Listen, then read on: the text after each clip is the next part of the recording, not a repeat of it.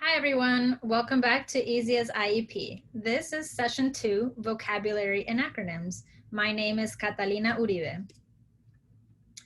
In today's training, I'm going to be reviewing some of the most popular and most important acronyms to know. I want you really to understand their meaning, not just the definition, but the rights that they represent, so that you can strengthen your advocacy during these important IEP meetings and throughout the school year in general. Then I'll also be offering information on where to find our resources. An individualized education plan is a plan that determines the special education services, supports, and accommodations that a student with special needs will receive to ensure the best possible education at school. Eligibility is determined through evaluations that include formal testing, observations, and reports from parents and teachers. It's important to know that an IEP determines eligibility and not diagnosis. You may have one and not the other. For example, your child may have a diagnosis of autism from a neurologist, but if the school evaluation doesn't suggest that there's a need to alter the general education environment the child is receiving, then the child does not meet the eligibility for an IEP. Likewise, many students qualify for special education services, although they might not have an official medical diagnosis of that eligibility. Simply because a child has a disability doesn't mean that they receive an IEP. That disability must be significantly negatively impacting their ability to learn or function in the general education setting. There are 13 categories of eligibility for special education, and you may be eligible under more than one category. The 13 categories are autism, blindness, deafness, emotional disturbance, hearing impairment, intellectual disability, multiple disabilities, orthopedic impairment, other health impaired, which includes ADHD, specific learning disability, speech or language impairment, traumatic brain injury, and visual impairment. An IEP is an in-depth program for special education that often includes modifications, whereas a 504 plan provides accommodations within the general education.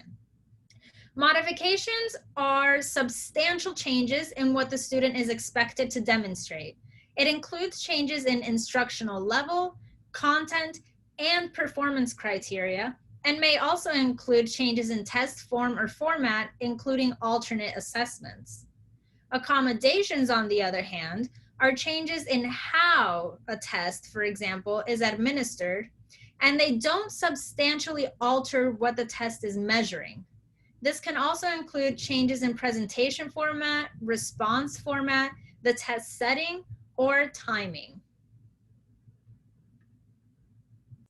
This is a great visual that I love to exemplify what the IEP really stands for. So in the section of individualized, you have the present levels of performance. This is really the meat of the IEP that should describe the level of functioning that the child is achieving in the classroom and across the school setting. It should definitely focus on strengths as well as the weaknesses and areas of improvement. We also see the annual goals and the short-term objectives. These are written in an individualized manner, meaning that they're specific to the needs of your child. And we finally have measuring and reporting progress. So this is also based on an individualized level. For the E, we have education. And education includes special education services, which might mean several things that we'll get into in later sessions. We have related services such as therapies. We have supplementary services and aids, which can include transportation or assistive technology. We have program modifications. So maybe they're not on the general education curriculum if that's what their needs require. And finally, we have extent of non-participation. So this really means to what extent is the child not participating with their general education peers. And again, these are all things that I'll discuss in their own portion of this 10-part IEP training series. For P, we have plan. So the plan portion covers service delivery. How is it going to be given? how often is it going to be given, and for how long. We have testing accommodations, and later on down the line, we have age of majority and transitions. So that's for transitioning from the high school and just general education setting to post-secondary settings such as colleges or universities, and other adult settings such as vocational programs, jobs, or assisted living facilities included. So first I want to talk about an IEP in the law and the acronyms that you'll find there. So first and foremost is the IEP. As I mentioned, the IEP is more than just the packet you receive at the end of the meeting. It's actually the entire program that includes decisions on type of setting, related services, and the funding that is required to facilitate all of that. The IEP stems from something called IDEA. This law, revised in 2004, addresses the rights of children with disabilities in terms of their education. It's the Individuals with Disabilities Education Act.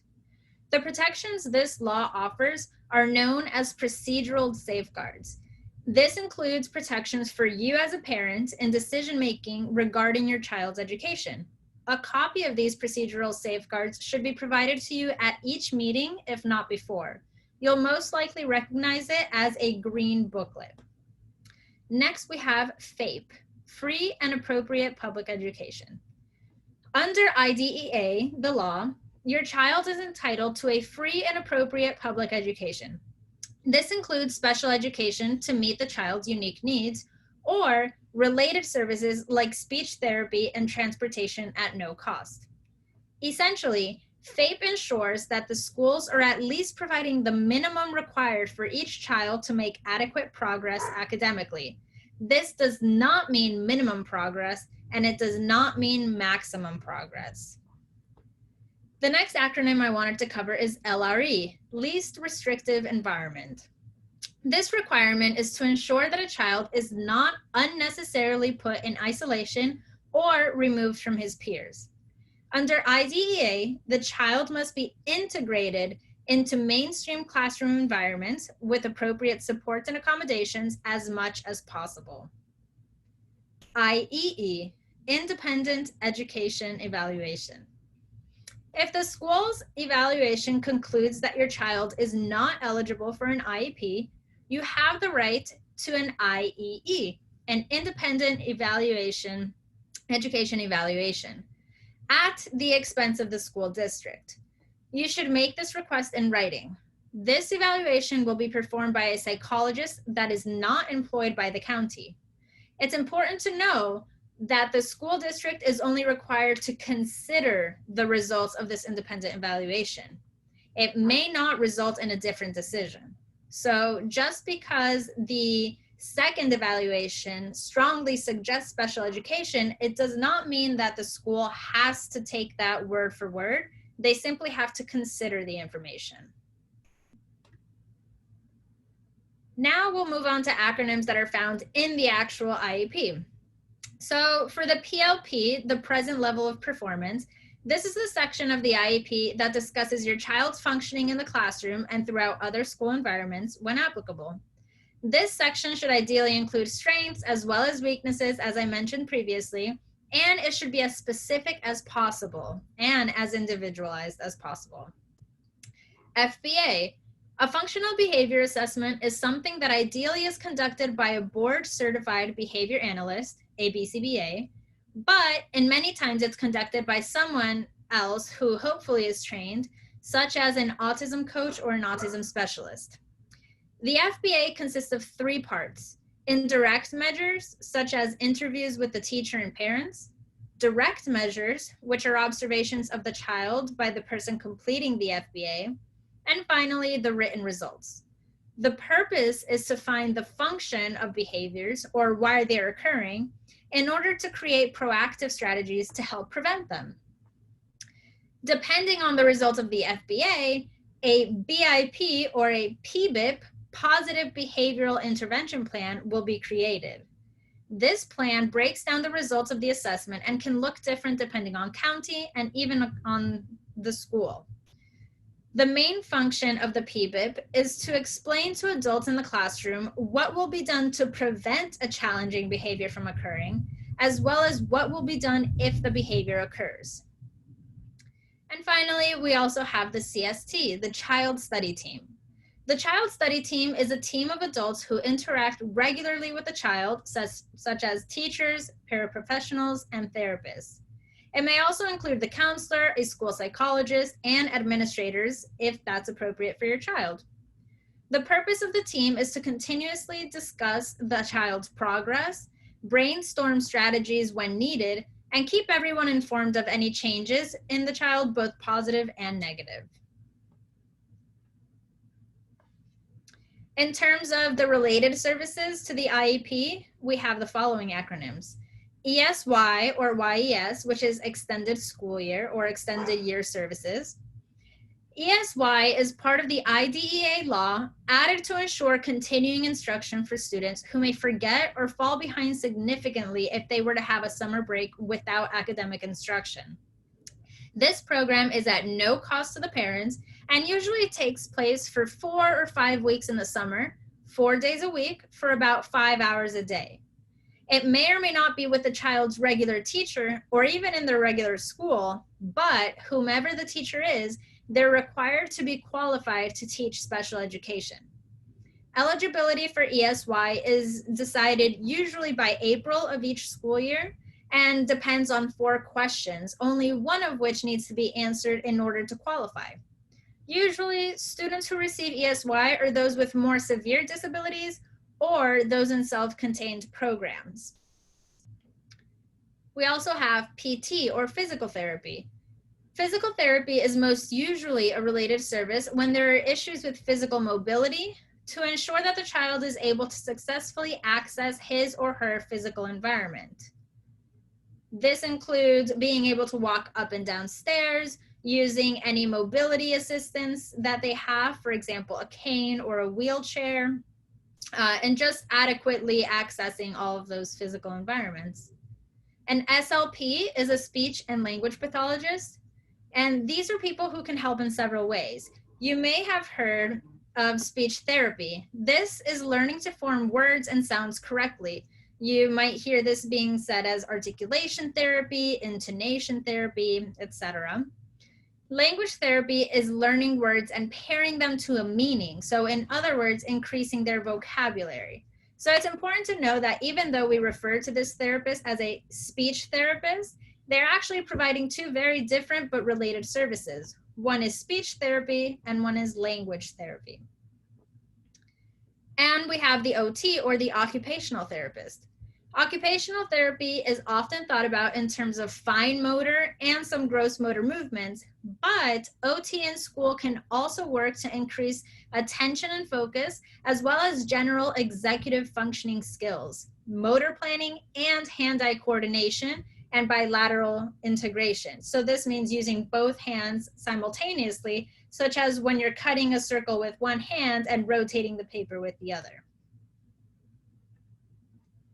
In terms of special education in general, we have an AAC, which is an alternative augmentative communication. AAC includes a variety of different modalities for students to communicate when they have limited verbal expression.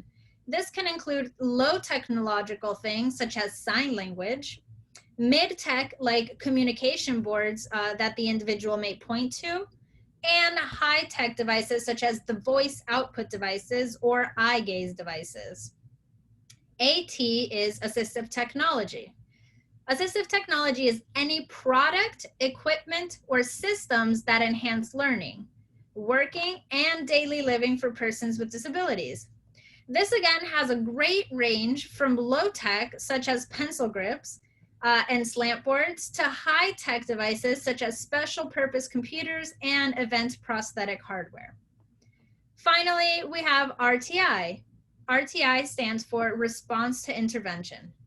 Simply stated, response to intervention is a process used by educators to help students who are struggling with a skill or lesson. This is not specific to children with disabilities, but rather is a part of a school-wide framework called MTSS, or multi-tiered systems of support. Ideally, what happens is that a child is provided different evidence-based interventions to assist in the problem area. This should be a time-consuming process, as you have to give the intervention time to decide whether or not it is working. If the interventions are not working, then the child moves on to the second tier of intervention and then the third, and they increase in intensity as you move up. But I will speak about that, as I mentioned, in some future sessions. For all the resources that are related to this IEP training, you will follow the link www.padlet.com/UM-NSU-card/IEP. I hope you had a great session and that you learned a lot, and I'll see you at the next one.